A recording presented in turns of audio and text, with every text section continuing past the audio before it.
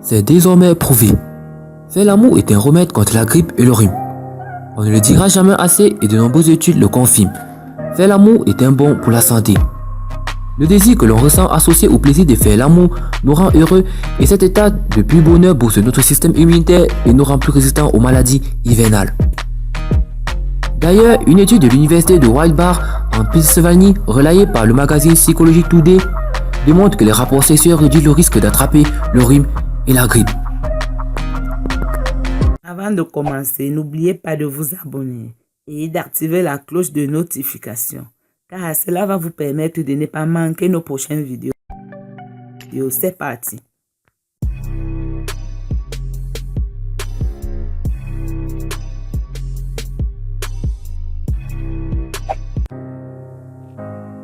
Des rapports psychologiques établis par les psychologues Carl Janeski et Francis Brennan, publiés dans sa journal, ont démontré que la fréquence des rapports sexuels permet de stimuler le système immunitaire pour une plus forte prévention contre le rhume et la grippe.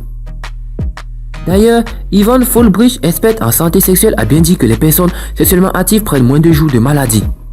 Donc pour réaliser cette étude, on a demandé à 111 étudiants repartis entre 44 hommes et 67 femmes d'avoir une fréquence sexuelle avec leur partenaire comme suit. La première catégorie a eu des rapports sexuels moins d'une fois par semaine. La deuxième a eu 2 fois par semaine et la troisième 3 fois ou plus par semaine. L'étude portait également sur la durée du rapport sexuel et la satisfaction qui en découlait. Par la suite, des échantillons de salive ont été fournis par les participants afin de déterminer l'immunoglobuline A salivaire qui représente le taux de défense de l'organisme contre le virus de la grippe. Ainsi, plus cet antigène est présent quantitativement dans le corps et moins on est susceptible de constater la grippe ou le rhume. Ainsi, l'étude a démontré que le groupe qui avait eu des rapports sexuels très fréquents avait 30% plus d'immunoglobuline A que les autres. Elle a aussi établi que la satisfaction sexuelle augmentait le taux de l'immunoglobuline A dans la salive, qui s'avère un anticorps permettant de prévenir des maladies et de défendre par la même occasion l'organisme contre le virus du papillome humain ou VPH. Par ailleurs, et dans le cas du rapport sexuel, l'hormone du câlin, plus connu par l'ocytocine, atteint son apogée dans le sang au moment de l'orgasme. Cette hormone nous protège de plusieurs maladies dont le cancer du sein.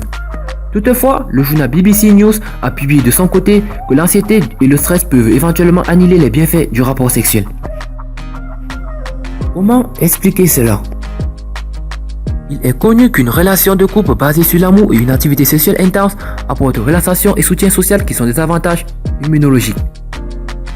En effet, faire l'amour apporte détente et calme au même titre que la pratique de la méditation qui permet de stimuler le système immunitaire. D'ailleurs, des psychologues de l'Université de l'État de Washington ont testé l'effet stimulateur de la méditation visuelle par rapport à l'accroissement du taux des globules blancs. Il s'est avéré que le groupe qui visualisait la description du système immunitaire pendant la méditation a vu le nombre de globules blancs augmenter dans leur sang par rapport à celui qui ne le faisait pas. De même, le soutien social est une autre forme de stimulation du système immunitaire. En effet, une étude réalisée par le Dr Cohen a suivi 267 participants en bonne santé qui ont été infectés par le virus de la grippe afin de tester leur résistance au virus en corrélation avec le soutien social. L'étude a conclu que les participants qui bénéficiaient de plus de rapprochement physique étaient les moins susceptibles d'attraper le rhume ou la grippe. Ainsi, le Dr Cohen et son équipe ont choisi le câlin comme forme de soutien social puisque les étreintes sont représentatives des liens intimes avec d'autres personnes. Les résultats ont montré que le soutien social réduisait considérablement le risque d'infection et de stress qui gênait la faiblesse du système immunitaire.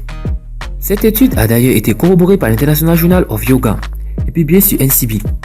Elle a démontré que la gestion du stress dans la vie quotidienne pourrait atténuer l'activation du système endocrinien, ce qui augmenterait l'efficacité du système immunitaire. Ainsi, plusieurs stratégies ont été utilisées, notamment l'hypnose et la relaxation, pour contrer les effets du stress. Alors, à la fin de cette vidéo, nous avons juste une seule chose à dire. Pourquoi se priver de câlins, d'étreintes, d'amour et de rapports sexuels alors qu'ils sont bénéfiques pour notre santé? Et vous, chers éclaireurs, que pensez-vous de tout ça? Donnez-nous votre avis dans vos commentaires. A plus sur une prochaine vidéo.